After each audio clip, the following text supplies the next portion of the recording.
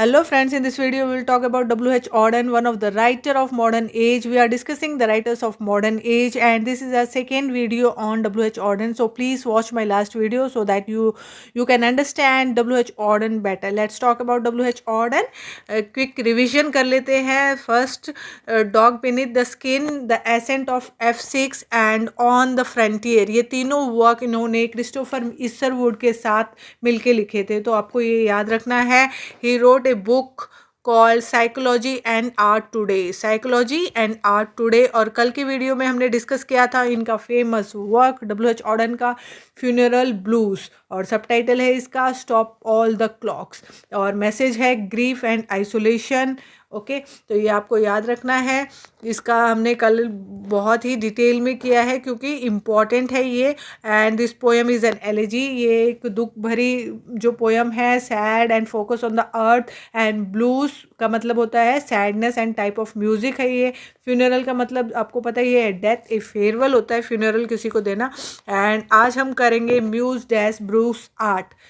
Muse dash Beaux Arts one of the famous writing है ये भी क्रिस्टोफर इसकी W.H. ऑडन की. ओके, तो स्टार्ट करते हैं. W.H. Auden it was published in 1939 में पब्लिश हुई थी.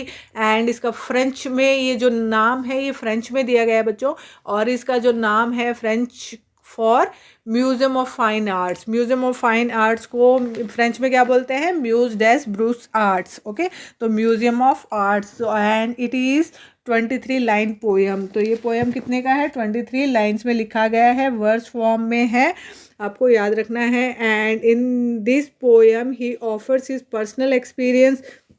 तो ये अपने पर्सनल एक्सपीरियंस भी बात करते हैं. And talks about the evaluation of 20th century. तो 20th सेंचुरी के बारे में बात करते हैं. And this world is full of people. तो क्या बोल रहे हैं 20th सेंचुरी के बारे में? This world is full of people who are indifferent to the suffering to the other human being.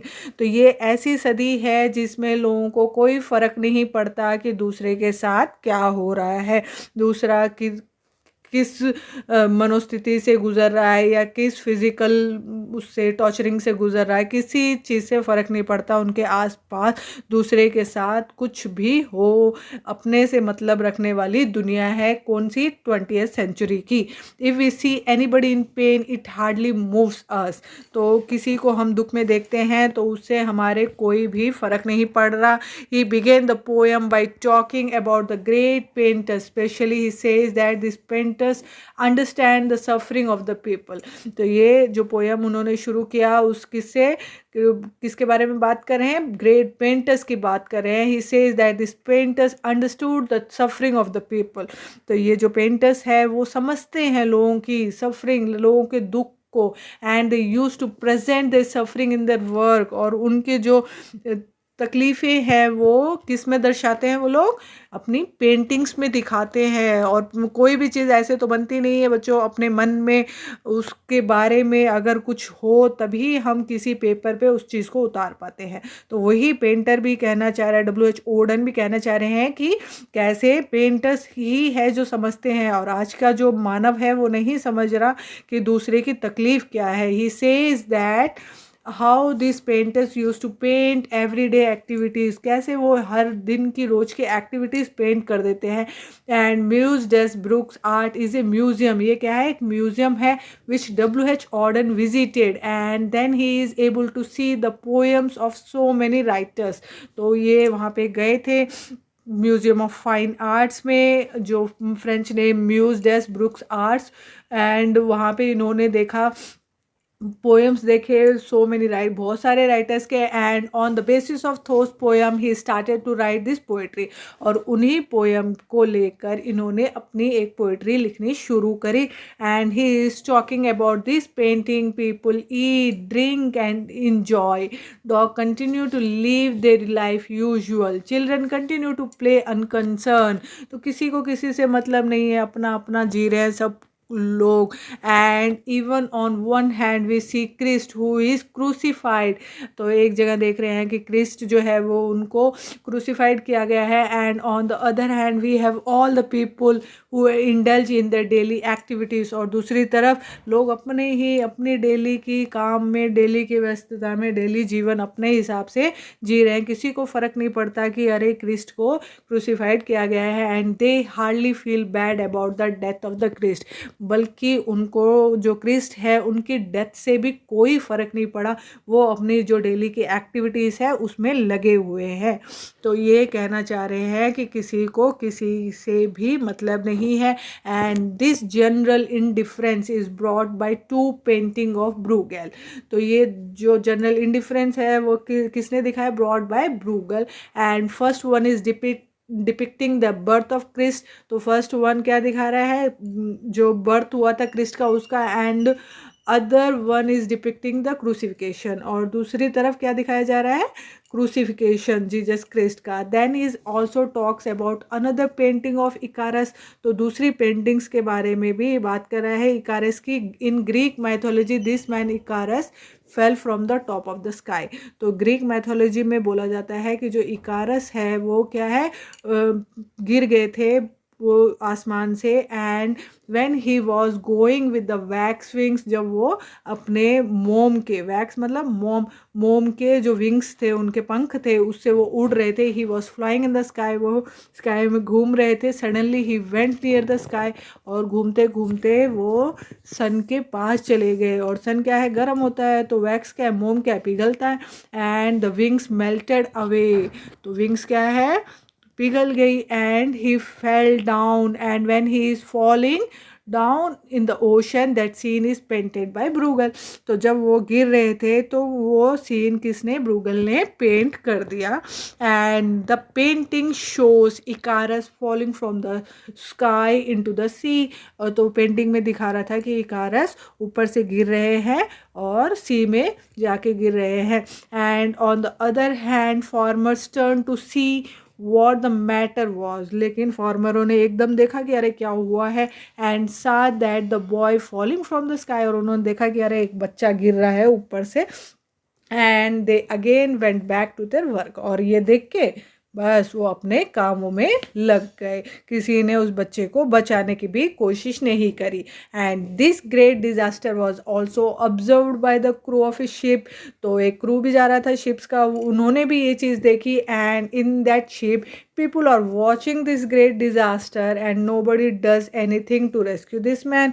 तो वो भी देखे जा रहे थे, उन्होंने भी कुछ भी नहीं किया कि उस बच्चे को बचा ले। उनके पास तो शिप भी थी लेकिन उन्होंने कुछ भी नहीं किया। किसी ने भी अपने अपने डेली के एक्टिविटीज़ में, अपने अपने कामों में लगे रहे। And they are amazed to see the boy falling from the sky and only 2 white legs. और देखा कि भैया एकदम अचंभे से देख तो लिया कि 2 पैर सिर्फ ऊपर की तरफ दिख रहे हैं, raising out of the sea, जो नदी से सिर्फ ऊपर है।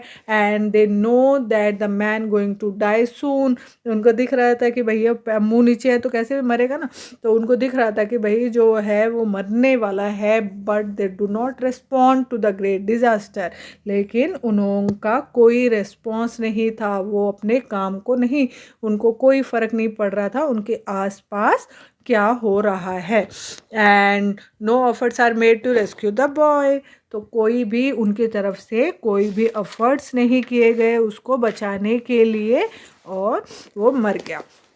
तो ये था इरेस्मस का, आज हमने किया म्यूज्ड एज ब्रूस आर्ट्स। तो ये W.H. ऑर्डन का पोएम है। इसको डिटेल में बच्चों इसीलिए करने की ज़रूरत थी क्योंकि कई बार इससे क्वेश्चन आ सकते हैं। तो क्वेश्चन लास्ट ईयर के पेपर में क्वेश्चन आ रखा है, वो क्वेश्चन देख लेते हैं। Question is which of the following images does not figure in Auden's म्यूज्ड एज ब्रूक्स आर्ट्स। तो कौन सा है जिसमें इसमें नहीं दिखाया गया है। तो देख लेते हैं कौन सा है। The first one is boy falling out of the sky. Yes, ये दिखाया गया है म्यूज्ड एज ब्रूक्स आर्ट्स में। And the next is children skating on the pond at the edge of the wood. तो बच्चे भी वहाँ पे खेल रहे हैं, किसी को फ़र्क नहीं पड़ रहा, ये भी दिखाया गया है। जैसे मैंने बताया था ना कि डॉग का, बच्चों का। And dog go on with the dog like, तो डॉग्स भी वहाँ पे अपना जो है वो कर रहे हैं, तो किसी को भी किसी से फ़र्क नहीं पड़ रहा।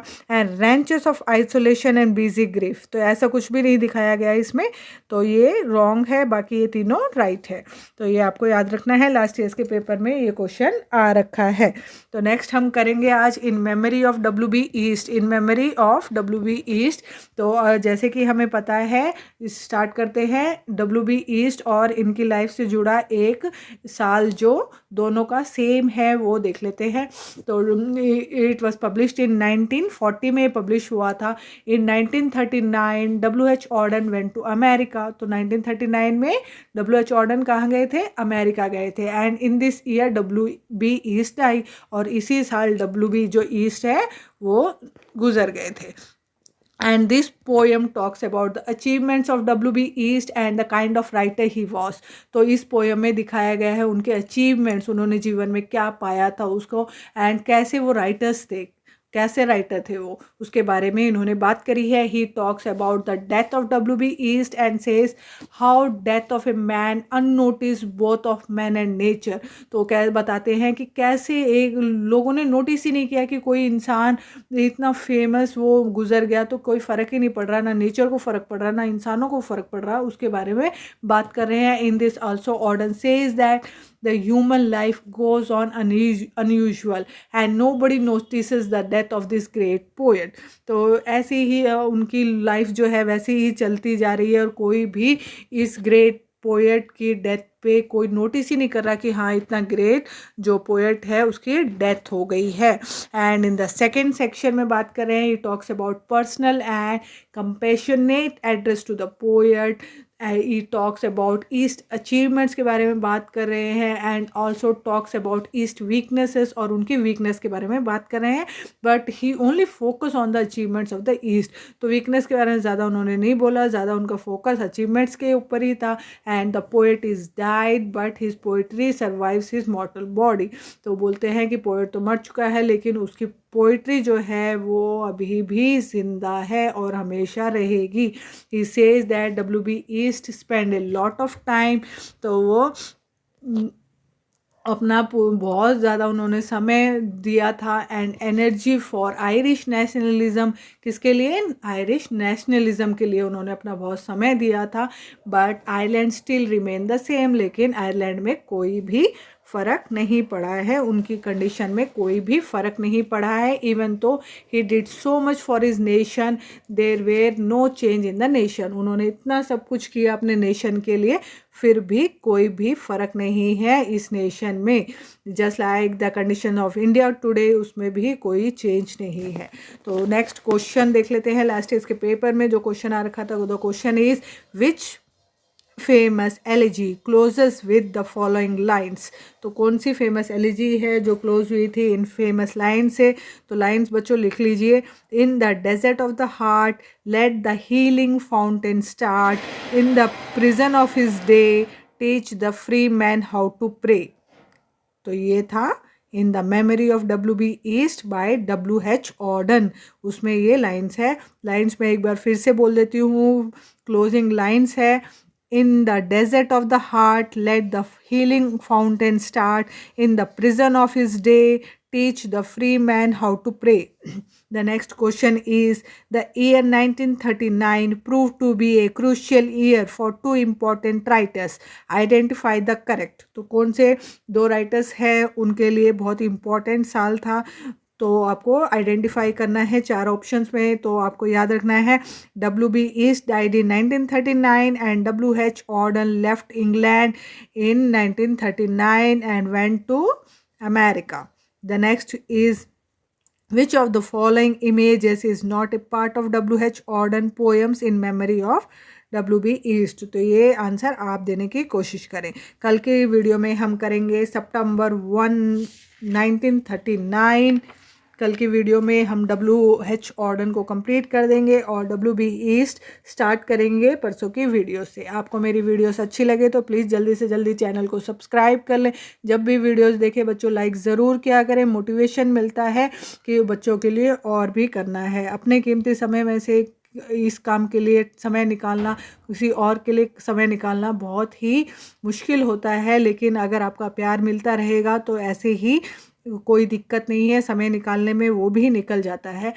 किसी के प्यार से कोई दिक्कत नहीं होती, आप अपना समय भी उस इंसान के हिसाब से एडजस्ट कर लेते हो। तो प्लीज़ ज़्यादा से ज़्यादा मेरी वीडियोस को लाइक करें, शेयर करें अपने फ्रेंड सर्कल में, कोई डाउट हो तो कमेंट करें, ज़्यादा से ज़्यादा बच्चों शेयर करें। और इसके बाद में जो है स्लाइड्स अपलोड होती है, तो एक बार आपने सुन लिया है, एक बार आप स्लाइड्स को ज़रूर पढ़ें, एक एक स्लाइड को पॉज करके पढ़ें। मैंने स्पीड में लगा रखी है, लेकिन आप धीरे धीरे उनको पॉज करके आराम से एक एक स्लाइड को पढ़ें। और टेलीग्राम ग्रुप ज्वाइन कर लें, ताकि वहीं पे आपको सारा नोट्स PDF सारी वहीं पे मिलेगी, तो आप उसको ज्वाइन करके रखें, जब भी वक्त मिलता है तो उस पर अपलोडिंग शुरू कर देंगे। Thank you for watching, have a great day.